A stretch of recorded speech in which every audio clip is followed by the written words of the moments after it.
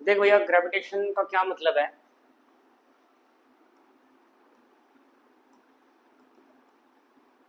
Gravitation का क्या मतलब समझते हो तुम? ज्यादातर लोग पता क्या समझते हैं? ज्यादातर लोग क्या समझते हैं?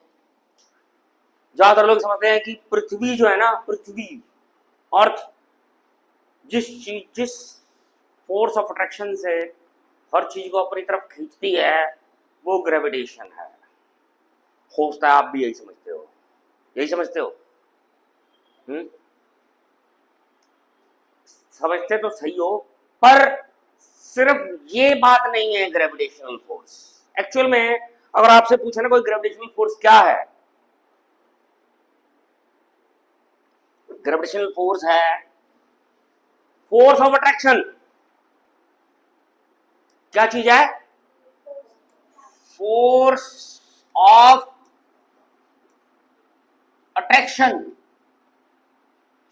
अब कोई फोर्स ऑफ अट्रैक्शन किसके बीच में? अरे फोर्स ऑफ अट्रैक्शन होगा तो दो चीजों के बीच में होगा ना।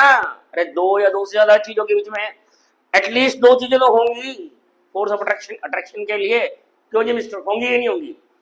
कोई भी दो बॉडीज हो, कोई भी दो bodies, any of the two bodies, any, बड़ी हो छोटी हो, कोई भी दो बॉडीज हो, चाहे ये बॉल हो, चाहे ये पत्थर हो, चाहे ये इंसान हो, चाहे ये कुत्ता हो, चाहे ये बैंगन हो, चाहे वो टमाटर हो, या चाहे कोई ये अर्थ हो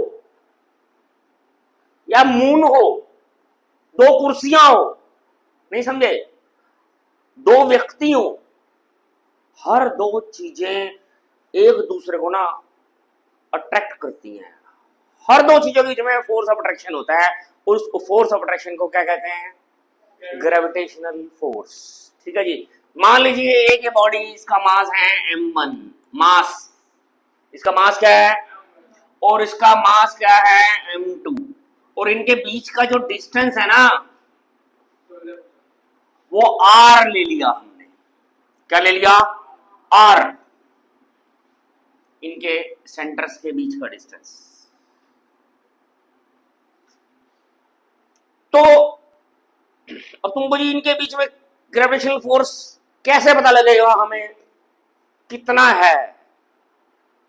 हम उसे कैलकुलेट कर सकते हैं, हम उसे कैलकुलेट कर सकते हैं, क्योंकि जो ग्रेविटेशनल फोर्स है ना, वो प्रोपोर्शनल है। इस निशान का मतलब समझते हो? प्रोपोर्शनल। प्रोपोर्शनल डिपेंड्स अपॉन, किसके ऊपर डिपेंड करता है? Product of masses of objects. अब तुमको जी मासेस ऑफ ऑब्जेक्ट्स क्या आ गए? इसका मास क्या है? m1 multiply m2। ओके, मतलब ग्रेविटेशनल फोर्स जो है वो प्रोपोर्शनल हो गया इसके। मतलब अगर m1 इंटू m2 बढ़ेगा ना, तो ग्रेविटेशनल फोर्स बढ़ेगा। मतलब अगर इनके मासेस बढ़ेंगे, बड़े मतलब भारी हो जाएंगी चीजें, तो ग्रेविटेशनल फोर्स भी ज्यादा होगा। अब तुमको जी कौन सी भारी हो, एक भारी हो या दूसरी भारी हो? अगर मान ले सिर्फ m1 बढ़े m2 ना बढ़े, तो ग्रेविटेशनल फोर्स बढ़ेगा? अबे मूर्खों, बढ़ेगा नहीं। एक अगर बढ़ेगा तो उनका प्रोडक्ट तो बढ़ेगा ही बढ़ेगा, कर नहीं बढ़ेगा। अगर मान ले m2 बढ़े, m1 ना बढ़े, तो ग्रेविटेशन फोर्स बढ़ेगा? हाँ बढ़ेगा। अरे भैया, चाहे दोनों में से किसी का भी मास बढ़े, अगर दोनों में से किसी का भी मास बढ़ता है तो उनका प्रोडक्ट तो बढ़ेगा ही बढ़ेगा, नहीं समझा? और अगर दोनों का मास बढ़ रहा है तो भी बढ़ेगा। मतलब अगर इनका प्रोडक्ट बढ़ेगा तो ग्रेविटेशन फोर्स भी बढ़ेगा। ये बात समझ आ गई? अब जरा एक चीज देखिए, इसको मैंने नंबर 1 कंसीडर कर लिया। इसके अलावा जो ग्रेविटेशनल फोर्स है ना, इसको यूं मैंने बॉक्स बना दिया। ग्रेविटेशनल फोर्स जो है ना, वो प्रोपोर्शनल है 1/r²। 1/r²। ये 1 का मतलब क्या है? Inversely proportional. क्या मतलब है? Inversely proportional. इस बात का मतलब समझते हो? इनवर्सली प्रोपोर्शनल मतलब है उल्टा रिलेशन है। अगर इनके बीच का डिस्टेंस घटेगा तो फोर्स बढ़ेगा। अगर ये दो चीजें नजदीक आएंगी तो ग्रेविटेशनल फोर्स, भाई आर कम हो जाएगा तो आर स्क्वायर भी तो कम हो जाएगा।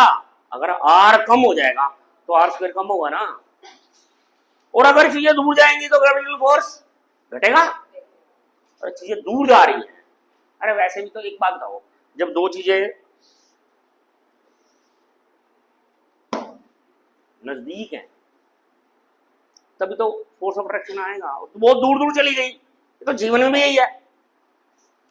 कोई तुम्हारा दोस्त है जो तुम्हारे रोज पास रहता है, तभी तो तुम आपस में फोर्स ऑफ अट्रैक्शन बढ़ता है। अगर वो चला गया गुजरात और तू चली गई कन्याकुमारी, कभी मिलना नहीं, कोई लेना नहीं, कोई देना नहीं, तो धीरे धीरे फोर्स ऑफ अट्रैक्शन भी, समझिए ना। सही वैसे ही अगर डिस्टेंसेस बढ़ जाते हैं तो हमारा ग्रेविटेशनल फोर्स भी, फोर्स ऑफ अट्रैक्शन भी कम हो जाता है। ओके, तो ये है नंबर, इसको हमने नंबर क्या दिया, 2, इसको नंबर 2 दिया। अब अगर 1 और 2 को कंबाइन करें ना, क्या करें, 1 और 2 को मैं कंबाइन करूं, कंबाइनिंग 1 एंड 2, तो ग्रेविटेशनल जो फोर्स है ना वो प्रोपोर्शनल हो गया इन दोनों को कंबाइन करने से, m1 मल्टीप्लाई m2 अपॉन में r स्क्वायर। ओके, दोनों को कंबाइन कर दिया मैंने।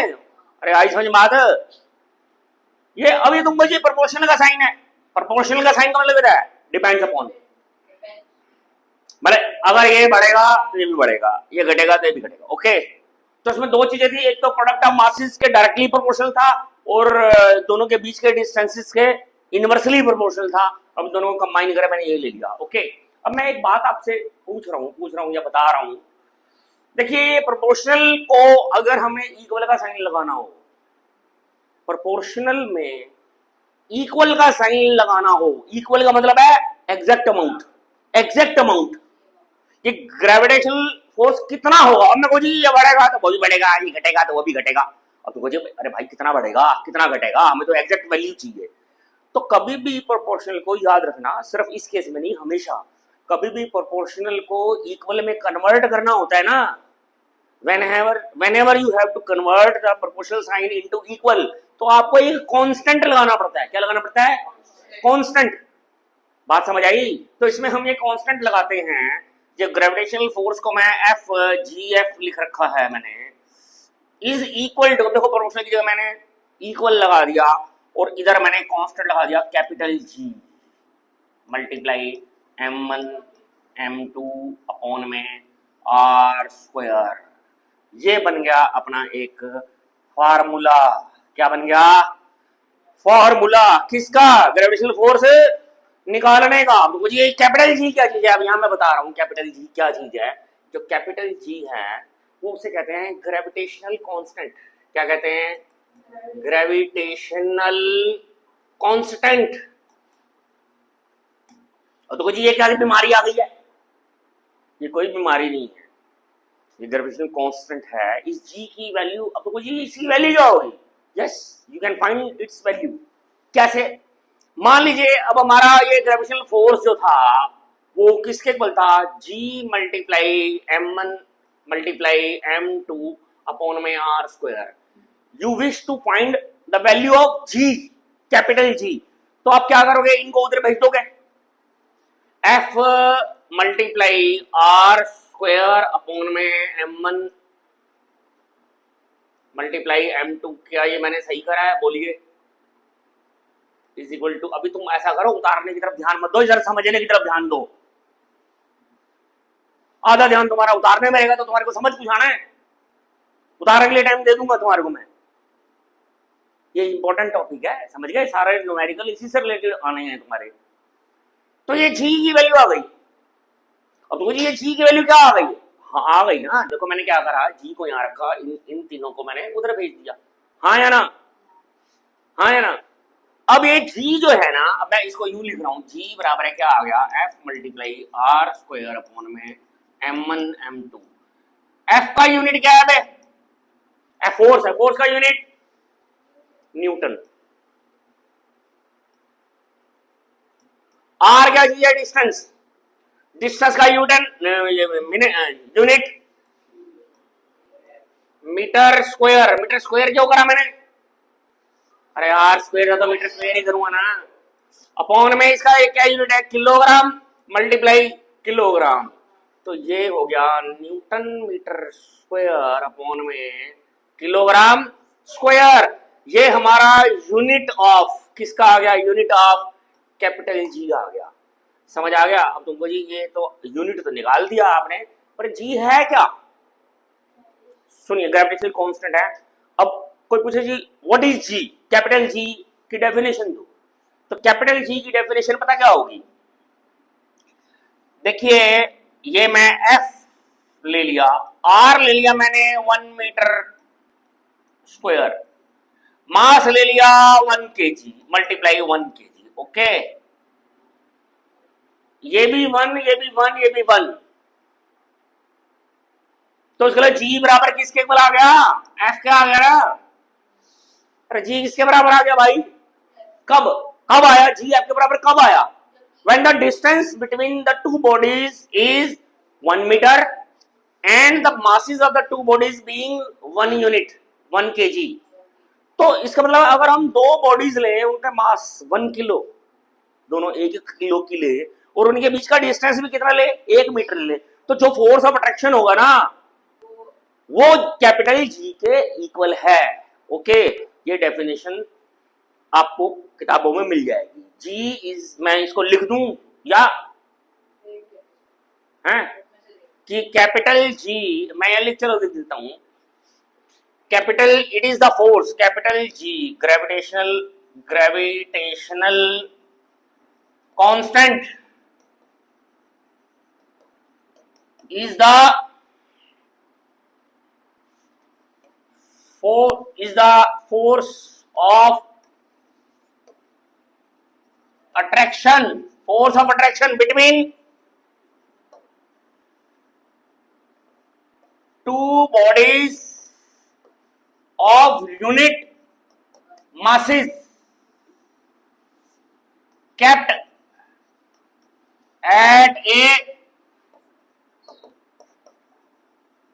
Distance of 1 metre. ओके, ये बात समझ आ गई, ग्रेविटेशनल कांस्टेंट। अब मेरी बात है, एक बात और सुनो जो मैं आपको बता रहा हूं इसमें, कि जो ये कैपिटल जी है ना, जो कैपिटल जी जो है वो यूनिवर्सल है। क्या है? यूनिवर्सल। यूनिवर्सल का मतलब क्या है? अप्लाइड ऑन होल यूनिवर्स, पूरे यूनिवर्स में अप्लाइड है, सिर्फ अर्थ पे नहीं है। मतलब एप्लीकेबल ऑन, इसका मतलब है एप्लीकेबल ऑन होल यूनिवर्स। ये जो जी की वैल्यू है ना, केवल अर्थ के लिए नहीं है, चाहे आप मून पे चले जाओ, जुपिटर चले जाओ, स्पेस में कहीं भी चले जाओ। और ये जो लॉ है ना, कौन सा लॉ? जो यूनिवर्सल लॉ ऑफ ग्रेविटेशन कहलाता है। यूनिवर्सल लॉ ऑफ ग्रेविटेशन में हमने क्या पढ़ा कि this is equal to m1 into m2 upon r square. कि यूनिवर्सल लॉ ऑफ ग्रेविटेशन क्या कहता है कि any of the two bodies they attract each other with a force which is directly proportional to the product of their masses and inversely proportional to the square of the distance between them।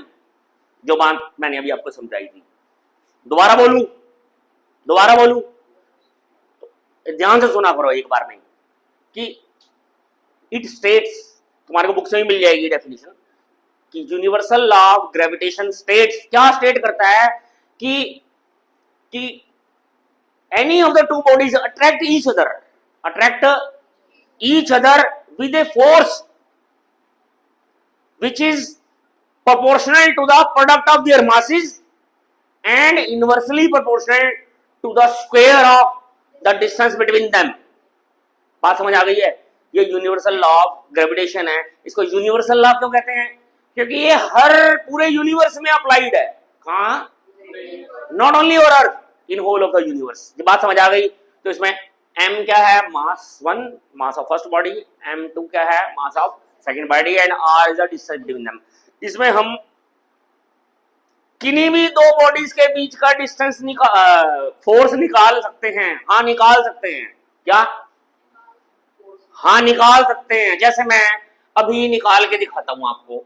मान लीजिए एक बंदा है, ये है एक बंदा,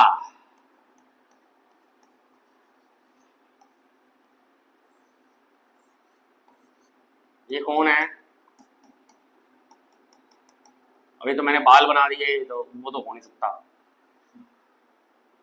ये है फलांश, फल्लू भाई, ये है हमारा 50 केजी का, और इनके बीच में 1 मीटर के डिस्टेंस पे एक ये कोई और खड़ा है।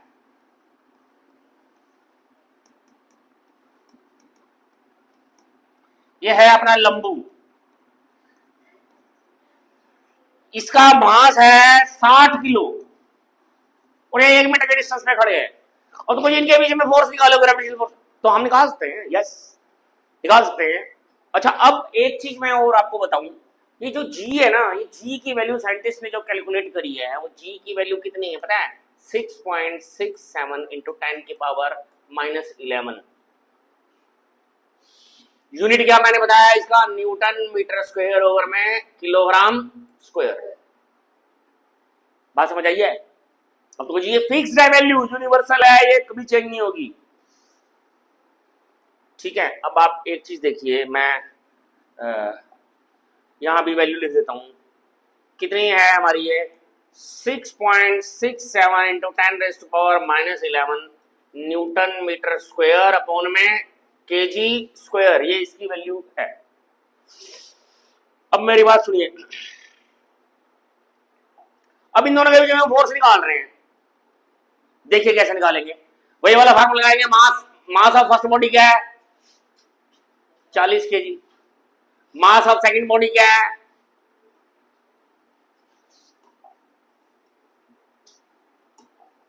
m2 क्या है, 60 केजी, और